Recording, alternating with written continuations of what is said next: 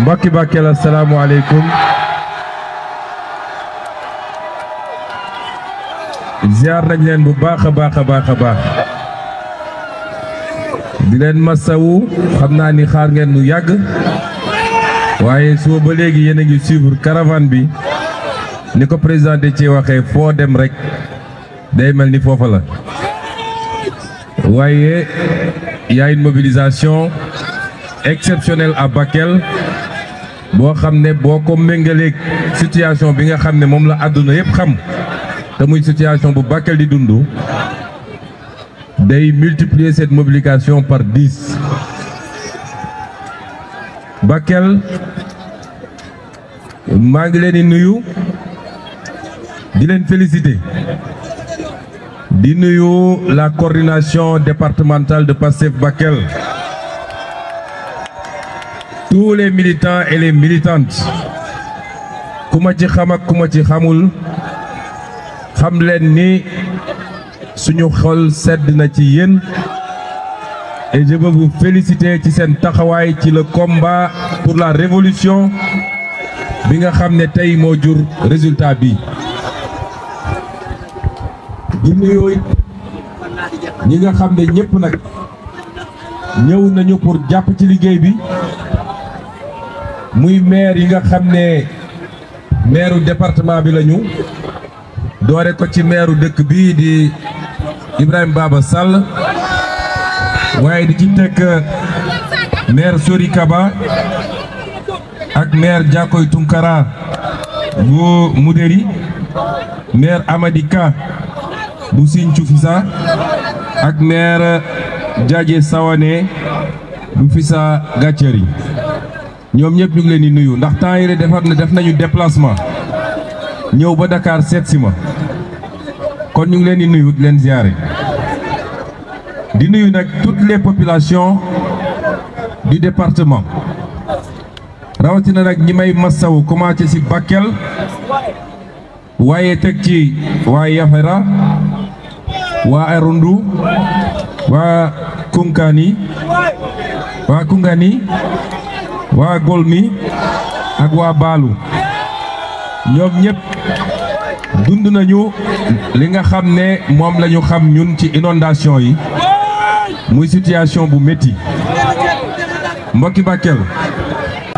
français la ñu dégg est-ce que Ousmane day wax ñoom français Ousmane wuy na leen ci français bi. Des situations qui relèvent de la volonté divine et qui peuvent frapper une nation ou un peuple à tout moment. Quand ces situations arrivent, la responsabilité de chacun et chacune d'entre nous, c'est de faire bloc autour des autorités pour qu'ensemble nous puissions faire face. Et c'est pourquoi, malgré mon adversité avec le président Macky Sall, vous vous rappelez que quand il y a eu l'avènement de la Covid-19, j'avais accepté d'aller répondre à son invitation au Palais de la République parce que pour moi, il fallait la sainte union nationale face à ce péril qui menaçait le monde entier. Et c'est pourquoi tous les acteurs doivent s'abstenir de politiser des situations comme celle-là. Et le plus important, c'est que seul l'État peut aujourd'hui être aux côtés des populations et apporter des solutions. Personne d'autre ne peut le faire. Si des politiciens pensent qu'ils peuvent utiliser la souffrance des populations à des fins politiques, au point de créer des situations que nous avons vécues, ces gens ne peuvent pas amener 500 millions à Bakel à forcerie des milliards. Ils ne peuvent pas régler les problèmes des Bakelois. Et c'est pourquoi, depuis que cette affaire est intervenue, l'État s'est donné tous les moyens pour être à côté des populations. C'est la première fois que vous voyez la survenance d'une catastrophe et qu'immédiatement le président de la République lui-même, toute affaire cessante, se déplace pour venir aux côtés des populations. pour constater lui-même et pour essayer d'apporter des solutions. Pendant 12 ans, eux, ils ont été au pouvoir. On ne les a jamais vus se déplacer pour compatir à la souffrance des populations. Des solutions d'accompagnement, on va en apporter. J'ai annoncé lors de la réunion interministérielle que j'ai tenue il y a une quinzaine de jours à Dakar, une enveloppe de 42 milliards. Cette enveloppe, j'ai vu un acteur politique de passage dans la zone parler de 8 milliards. 8 milliards, c'était l'enveloppe pour les premiers secours. C'était l'enveloppe pour éviter que dans les zones impactées, qu'il y ait des gens qui aient des problèmes pour se nourrir, ou pour se vêtir, ou pour se protéger contre les moustiques, ou pour se soigner. C'était ça la priorité. Mais vous savez que ces crues vont laisser un certain nombre de désagréments. Des maisons vont être endommagées. Des cultures ont été détruites. Il y a même peut-être du bétail qui a été perdu. Et c'est pourquoi le reste de l'enveloppe va servir à accompagner toutes les populations qui ont été impactées à reprendre leur activité, mais surtout à rejoindre leur domicile dans les meilleures conditions possibles. Population de Bakel, vous savez très bien, vous qui êtes nés ici, vous qui avez grandi ici, vous savez très bien que les phénomènes de crue sont des phénomènes naturels. C'est parce qu'il y a de fortes pluviométries que le fleuve reprend son lit majeur. Le fleuve a un lit majeur et quand on reste quelques années à faible pluviométrie, les populations ont l'habitude, ont tendance à venir construire sur une partie de ce lit majeur. Mais à chaque fois que la pluviométrie reprend, le fleuve a tendance à reprendre son lit naturel et c'est ça qui justifie les crues que vous connaissez. On en a vu en Mauritanie, on en a vu au Mali, on en a vu un peu partout dans le monde parce que vous avez vu ce qui s'est passé il y a une semaine en Espagne. Les crues ont toujours servi aux populations parce que quand il y a des crues, c'était des moments importants pour l'agriculture.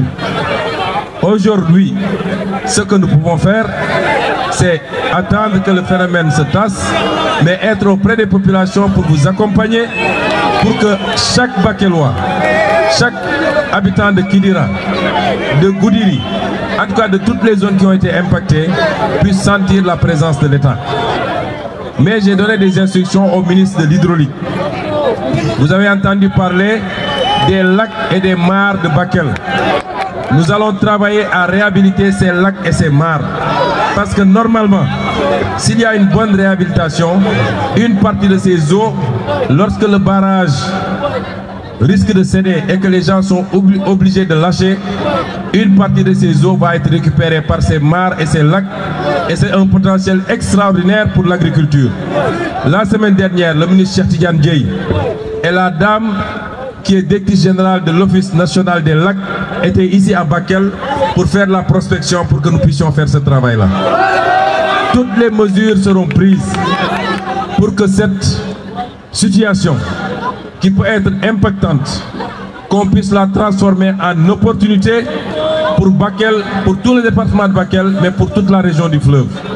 C'est cela que nous allons faire pour accompagner les populations. Il est important. Nous savons toutes les préoccupations qui sont les vôtres et qui sont les mêmes qu'on trouve presque partout au Sénégal.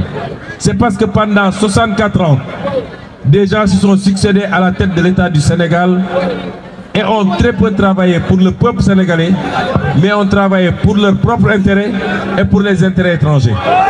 C'est de cela qu'il est question aujourd'hui. Dans toute cette zone, il y a un potentiel minier. On a parlé d'or, parce que nous sommes ici dans le pôle sud-est. C'est le pôle le plus riche du Sénégal. On a parlé d'or, on a parlé de fer. La Falémé est ici à côté. Et il y a du fer à la Falémé. Qu'il y a 5 ans de cela, ils avaient signé avec une entreprise turque et ce fer allait être pratiquement vendangé au profit d'intérêts étrangers. Vous nous aviez entendu faire notre conférence de presse, dénoncer cela. Et on s'est bien battu au point qu'ils ont reculé. Et c'est pourquoi le fer qui est là est encore intact. Et nous allons l'exploiter au profit des populations du département, au profit des populations de la région, mais au profit du peuple sénégalais dans son ensemble. Ici, il y a énormément de potentiel. Nous avons du manganèse. C'est l'une des rares régions du Sénégal où on trouve cette ressource naturelle extrêmement prisée. Tout ce qu'on doit faire, tout ce dont on a besoin pour construire une plateforme industrielle, il y en a ici à Bakel. Si vous lisez le programme que nous avons présenté dernièrement, la vision 2050, nous avons dit que ce pôle est le pôle qui va avoir la plus grande croissance et la croissance la plus rapide, passant de 1 million de francs par tête d'habitant en termes de PIB rapporté à l'habitant à 4 000 francs au terme de l'application de notre programme. Je l'ai décrit, je l'ai défini et je l'ai développé hier lors du meeting de Tambacounda.